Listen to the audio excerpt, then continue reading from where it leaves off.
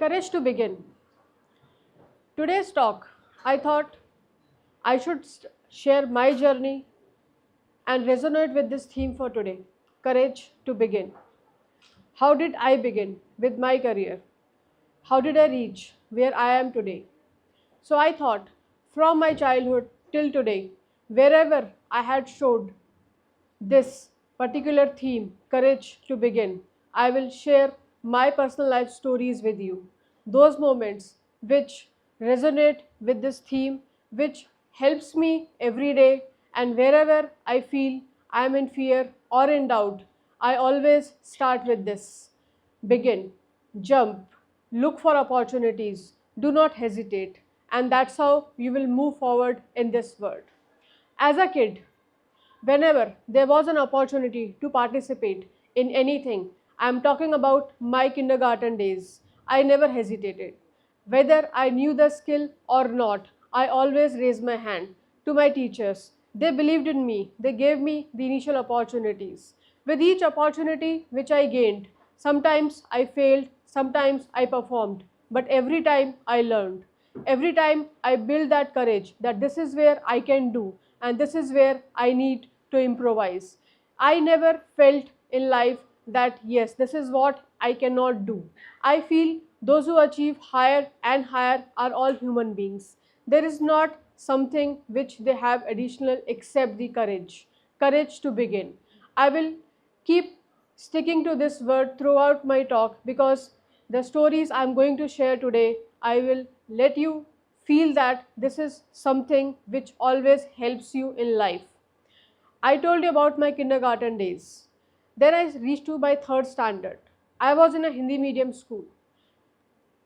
One of the days, my teacher came and they were looking for someone who can give a speech in English. It looks today a very petty thing, but yes, in those days when it was purely Hindi medium, speeches giving in Hindi or English was a big deal.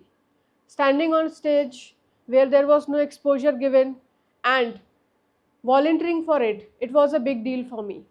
The teacher came, the class size was 60, and asked, I have this speech in my hand. Who is willing to deliver? I will train you. There was a pause in the class. Nobody raised the hand. I looked here and there. I felt before me people will jump for this opportunity, but to the surprise, nobody actually raised their hand. I waited and waited for some time, but then something happened. I was the first one and the only one in my class who raised the hand. Yes, I will go for it. I never did this. I never did this. But I raised my hand and I had that belief in my mentor and in myself that I will do it. At least I will start with it. At least I will do better than all these students in my class who never actually raised hand for this opportunity. So I did not waste that moment. I jumped for it. My teacher trained me. I'm thankful to him and I delivered the speech. That was the best speech in my life. I was given an award on my annual function of the best orator for this English speech.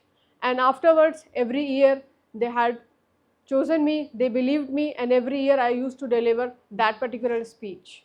So from that particular moment when I raised that hand without knowing anything, whether I can do it, I cannot do it, but I just jumped into this opportunity that yes, let me take it up and then we'll see what comes next. So what I'm trying to say here is that once you start moving, your path also will be cleared. So that intention is very important. Afterwards, once I came to my 10th standard, that particular year I had severe health issues, lost 20 kg weight in a year. With that, I also lost my confidence. We all know that how important is the 10th for every student in India especially. Lot of pressure is there, you have to perform, you have to bring your grades, your entire career trajectory depends on those grades. What happened? I couldn't perform as per the expectations of my parents, of my own. But then I did not give up. There was times when I used to feel that if this would have not happened, I could have done much better in my life. But yes, it happened. I had to live with it. Next 5 6 years were difficult because I couldn't get into the college of my own expectations. But yes, I decided that I had to change this. I cannot keep doing this. It was 2007 when I was actually preparing for my MBA, and that was a turning point in my life. I read almost 25 books in that particular year. My first book, which I read, was The Monk Who Sold His Ferrari by Robin Sharma. I always remember that book. Whenever I'm in doubt, whenever I feel low in my life, I always go back to this book. I read 25 books in that particular year, which actually changed my entire mindset. That particular mindset that I am from Hindi medium, I cannot speak English, that crowd fear, I decided that I need to overcome it now forever. I started looking into my strengths, I started journaling, I started writing my weaknesses. That was also one of the assignments when we were preparing for our MBA. And then I decided, yes, I need to do something more. What was my strength? My strength was if I know the content, Hindi, English, what all matters is the communication. So what I did is that I started building on the content. I started reading more and more news. I started doing what I could speak, the content. I started observing more and more. And then there was a time I got into the college what I wanted. It was ICFI Business School, Gurgaon. That time it was in the top 25 business schools in India, and I got into it. I did a lot of practice. I actually wrote each and every stage and how I'm going to crack it. Written exam, interviews, and then the presentations. I gave one of the best presentations and got into that college. That had given me a lot of confidence, but yes, there were more challenges. Then was the journey for placements. It was 0 day when I was sitting for my placements, and I could see that people who were from convent school, people from big branded schools were all there in the same room fighting for that one job on 0 day. I could not make it. Again, I analyzed, I went back, what do I do more? Again, I started preparing. I realized that I need to make it more impactful. What do I do? So I started observing again, and then I learned the formats of those group discussions, and finally I made it. It was 2009 when recession was at peak. Only 10% of the cohort of our entire MBA got placements, and I was one of them. The reason, I always analyzed what are the things which I'm not able to do, and I started writing, I started building up on that. How do I make it? How do I move forward in life? So that was the journey. I got my first job. I'm still proud of that because I overcome all the challenges to get that done. Afterwards, again, a setback came.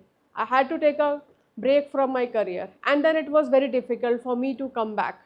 Again, I was losing the confidence, and again, I wanted to do something better. I wanted to come back. I wanted to move my career trajectory, and then I thought I'll start studying. I enrolled for a research program. I enrolled for MPhil, and then I thought I should write some papers. I wrote first paper, and it was horrible. My guide kept on correcting me, and then after 20 iterations, 20 reviews, my first paper was ready. I submitted, and it was accepted for presentation. I was presenting. I thought for me it's a big deal that I am presenting here. But then when the valedictory session came, I also won the best paper award. That gave me a lot of motivation. It was my first paper which received best paper award with cash prize. And then my first job. I enrolled for PhD program. I was doing my coursework, but I was very visible in my cohort. Reason, my hard work. I always believe hard work always beats smart work. So I was doing that, and then one fine day an opportunity came that there was an opening for a professor in a business school. Again, I jumped for it. I never had a teaching experience, but I jumped for it. I did well. And then with flying colors, I finished PhD first in my entire batch within 3 years. Immediately, they appointed me as head of research cell. I never had experience of that, but yes, I am thankful to the mentors who believed in me. They have seen the potential in me which I myself could not see at that time, and then they had given me responsibility that yes, you can do it. And then what? From there, my career started. I was heading the research cell of a very big university in Bangalore. And from there, then again I had to relocate to Mumbai. Again I jumped, and then my current university, they offered me director PhD program. Yes, this was something which I had never done in my life. I'm running that. Being director of research for again an entire university was a very big step for me, a milestone in my career.